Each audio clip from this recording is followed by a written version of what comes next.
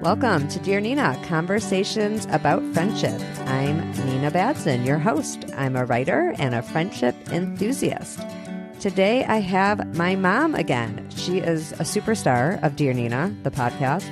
She's been on episodes number 1, number 8. We did one about being a widow, and now we are doing one with a variety of questions. I'll call this, like I do sometimes with my best friend Taryn, a rapid fire session, because my mom is part of Dear Nina, the group. It's a Facebook group, and I've received questions for her from different group members, and we're just going to go through them one by one, Mom, because you have a lot of wisdom. My mom is also a big part of the written version of Dear Nina, which there are lots of questions on my website, ninabadzin.com. And going forward, those questions exist as part of my Substack, which you can find at Dear Nina Conversations About Friendship on Substack. All right, Mom, you ready for the first question? I'm ready. I'm going to say them the way they're written. So it's going to say she and your mom and things like that, because they are from our Facebook members.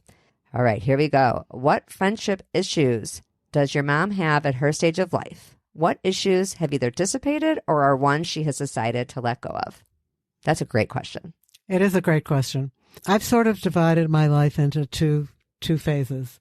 One, before your father got sick, which I was 54 at the time. He was 58. He had Parkinson's disease. And after your father got sick. Before your father got sick, I let all kinds of little things irritate me. After your father got sick, and we won't go into that, but the things I had to deal with, other things like friends, idiosyncrasies, just weren't that important. And I guess my advice to your letter writer would be to maintain a friendship, there's a lot that you overlook. If it's a really close friendship, it's not unlike a marriage. There's things that you just let go, and you value the parts of the friendship that are important to you and just let the rest go. You also often say something to me over the years about the difference between when you were upset about something a person did versus who the person is. Can you talk about that a little bit? Right. Once I had a falling out with one friend over the years, and I realized it wasn't anything specific that she had done. It was who the person was, the basic personality. And when I realized that wasn't working for me, I couldn't be fixed. If a person has done a thing that they can apologize for, you can usually move on. But that's what I said. But if it's the basic personality, then it's probably not a good friendship. Yeah, and I like your point that if you've decided to be in a friendship with a person, you cannot nitpick and be upset about every tiny little thing. Actually, in some ways, different than a marriage. Well, I agree it's the same in the marriage in that way. And yet in a friendship, you have many friends. So you don't need this friend to always be perfect or always do things the way you would do them because, okay, that's just one friend. You have other friends and you don't live with this person. And right. I think we could give each other all a little more grace. It is okay to mess up sometimes. I've done whole episodes about that. If you want to be able to mess up sometimes and be forgiven for it, you have to allow others to sometimes mess up. Obviously not huge, enormous things like we're saying, but like these little things, we don't always all say the right thing, the right way, and the right tone at the right time. And it would be nice if we all were a little easier on each other, even if we don't have a sick husband or a crisis. Another question is, are her friendship issues the same as those we face in our age? And this is somebody who knows I'm in my 40s and I know she's in her 40s. She was actually a guest on the show once as well, which was awesome. Alyssa, thank you for asking that. Are your friendship issues the same, you think, that we face now? They're probably a little different because we don't have teenage children and having to deal with their issues. I think it's a little different. I can't tell you exactly how, but it's people have mellowed. A lot of people my age are sick. Or a spouse or... Yeah. That makes sense. Kind of related to, you sort of answered that in the previous question. Another question is, as a lot of people who listen to the show have kids leaving for college or maybe are leaving in the next year or two, how do you handle being, or how did you handle, do you remember how you handled being separate from your kids' social life all of a sudden? Like you didn't really know who their friends were. You weren't so connected.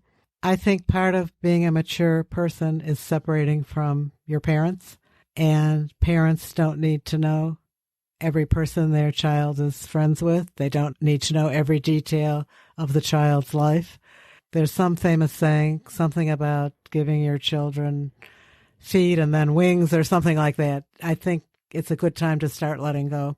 Good advice. And we probably, parents these days, are way more connected to our kids visually. We can see who their friends are because of social media. I mean, you guys really, you and your generation, you really did have to let go more and sooner. I think so. I'm connected with my kids, your grandkids, the couple of them who have social media. Not that they post everything, and I'm not friends with them on the, you probably never heard of. You heard of Snapchat? I've heard of it. But oh, you have? Good yeah. mom. Anyway, I'm not on it, but the kids are, and that's where they put most of their stuff. Anyway, so it is a little harder to get those boundaries right, I think, in our generation, because we have so many ways to access our kids, which is maybe not for the best. Somebody asked, I would love to hear what your mom thinks about how friendship in general and her friendships in particular have changed over the years. I think we sort of dealt with that before, but I think people have mellowed. More tolerant, maybe? I think everyone is more tolerant. I find at my age I make a date with somebody knowing that it may well be canceled because of sickness or some other thing that comes up. So I just go with the flow and try not to take it personally. I think more tolerant is the best description. I would repeat what I said before, too, is it'd be so nice if we could all get there sooner. Life would be easier, and with family members, too. Somebody asked a question I thought was a great question, and I suspected I knew the answer, and I answered it myself, but I thought we should still see what my mom says. Also on the Facebook page, the question was, mothers and daughters as friends, what are their parameters? And I said something along the lines of, she's going to say parents and kids aren't friends, and she didn't even consider my dad her friend either. But I could be wrong. That's what I wrote. What do you say? I do not think parents and children are friends. Parents need to be parents. It doesn't mean that you need to be intrusive. You need to be respectful. You need to respect boundaries both ways. But what about like older kids like me? I think we're very close in our own way, and right. I love being together and talking and everything, but you're my mom, you're not my friend, it's different. And maybe that's because you raised me that way. I think so. And I think we're close too. I try not to make comments on every little thing. I don't know how to describe it except having had an intrusive mother. We'll talk about that a little if you're comfortable. Maybe one thing I didn't address. You said I didn't consider Dad a friend, but I did consider him a friend. So okay. We've talked about this before. I would discuss anything with him that had to do with us, our marriage. What I didn't discuss with him was stuff that had to do with my friends, because I didn't think that was his business. Yes, I have. We've written about that together, I think. Yeah. And, I do that too. And I have said in writing that Brian actually doesn't want to know things. He doesn't ask me stuff about friends because I think he would be concerned about saying the wrong thing at the wrong time. I feel the same way, actually. I'd rather he not tell me something I shouldn't know, because I can't be bothered to remember what I'm supposed to know and what I'm not supposed to know. Right. It's just better not to know. Right. There's another part of your question. I already forgot what that was. You were going to say that your mom was very intrusive, Grandma Susie. She made comments on all sorts of things that I resented. And I remember somebody, not my mother, I was in some group and a woman said, my daughter bought a sweater for X amount of dollars, and I told her that was a terrible thing to do and where were her values. And I said to this woman who I didn't know, all my mother would have had to do was say that to me once, and never again would I have told her that I purchased anything. So I'm very sensitive to that sort of thing. There are things you don't need to say to your children. Are you thinking more like, in that scenario, is it a younger child, an adult child? This was a married child. Okay, got it. Because I was like going to say, if Rebecca or Alyssa or Sam or Nathan wasted a ton of money on something nonsensical, I'm probably going to tell them. I'm talking about a mother who's not supporting her child anymore. Okay, yeah, all right. To me, that's crossing a boundary. It's funny. You taught me something about money a long time ago, which you might not even remember, and I try to pass it on to my own kids, which is, I used to want to spend a lot of money on video games, floppy disks. Like I had an Apple IIc or Apple IIe or something, and I loved games.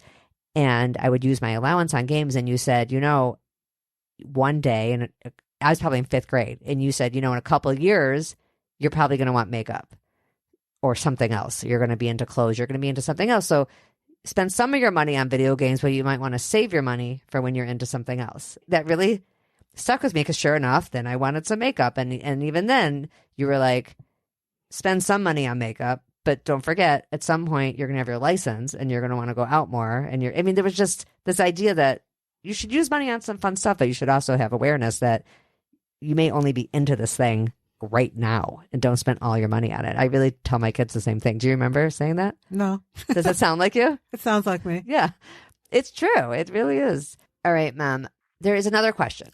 And the question is, what do you do when moms are mad at you for something your kid did?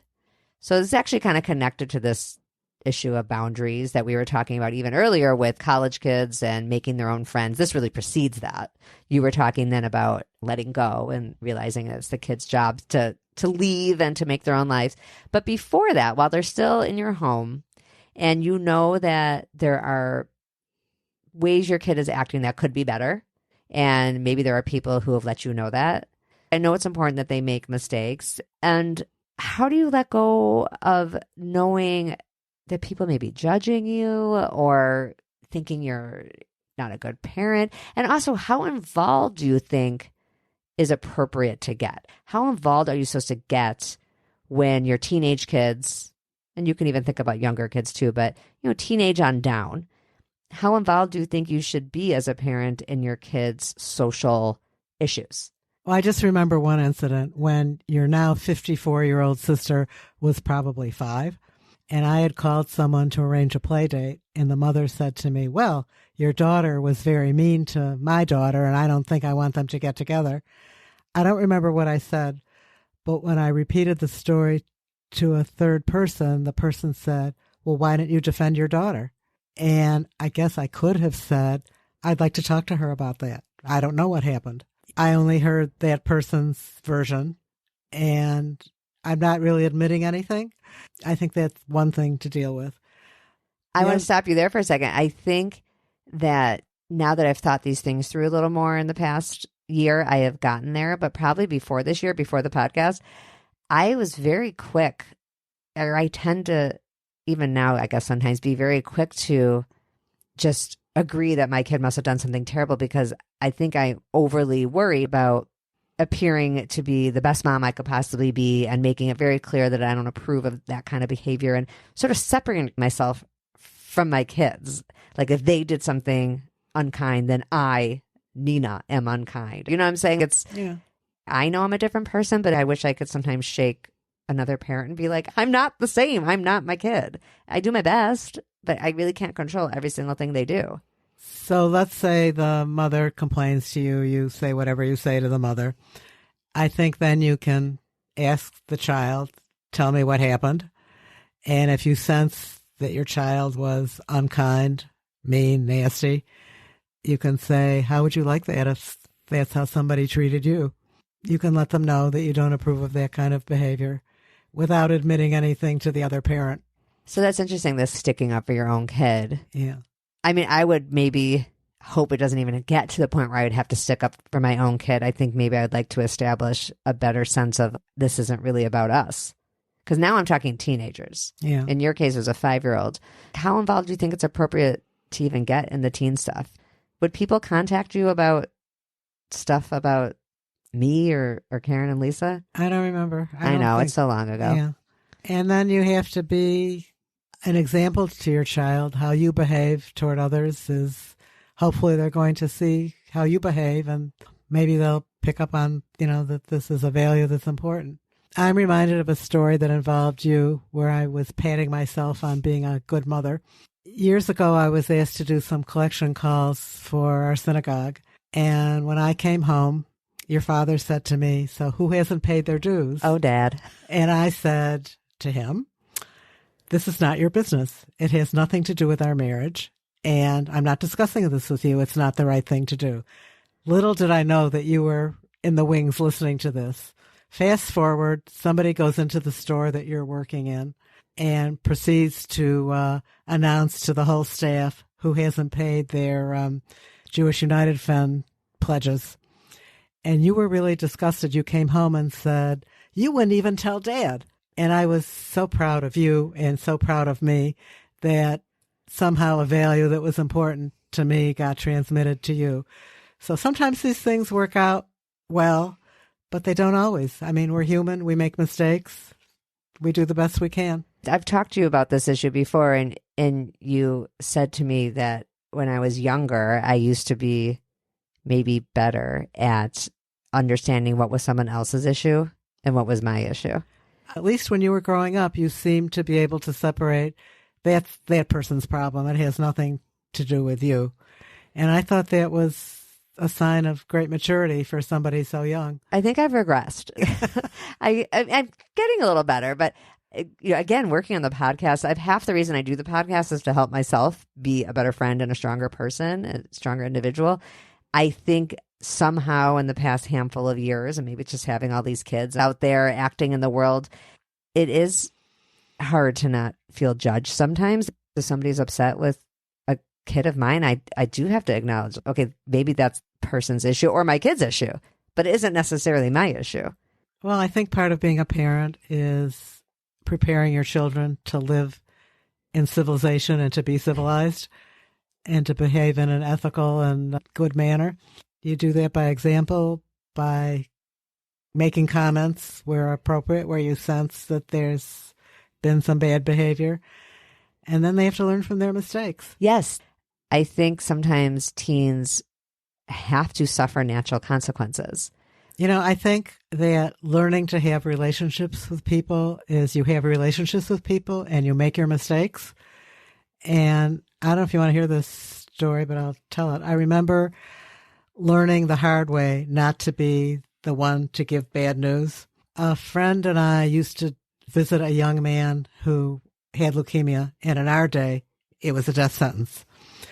And I heard one morning that this child had died, and I wanted to be first with the news to the friend we used to visit together, and she started to sob on the phone. I was probably in high school at the time, and I realized right then, not so good to be the first person with bad news, to be gossiping. Well, is that really gossip, Mom? Or is that, I mean, someone has to relay the news. Well, it could have been her parents. It wasn't my place. Okay. You know, it was insensitive of me because it was a neighbor of hers, somebody she was very close to. And I've always been reticent since then. Interesting. I didn't know that was the genesis of it. Yeah. Which is different from calling a friend when you know that they would want to make a shiva call or something like that. Yeah, I guess that's different. It was different. Anything else on the teenage thing that you want to say? Just as we were saying before, some people, you learn to have relationships by the mistakes that you make and what works and what doesn't work. And natural consequences, as you said, is a great teacher. Yeah, I really think it is. Okay. If people like having this opportunity to ask my mom questions, we'll do it again. So, Mom, thanks once again for your willingness and your patience and your availability to my listeners, which really are our listeners, because you're such a big part of the whole Dear Nina universe, not only because I wouldn't be here without you, but I think a lot of my worldview stems from your worldview. You've been a very good example as a friend and a person in the world. So thank you for all of that. Thank you for having me as a guest. I enjoyed it. Oh, good. I'm glad. Everybody, come back in a couple weeks. Feel free to join us on the Facebook page in the meantime at Dear Nina, the group. I'll see you on Substack and everywhere else. When our friendships are going well, we're happier all around. Bye.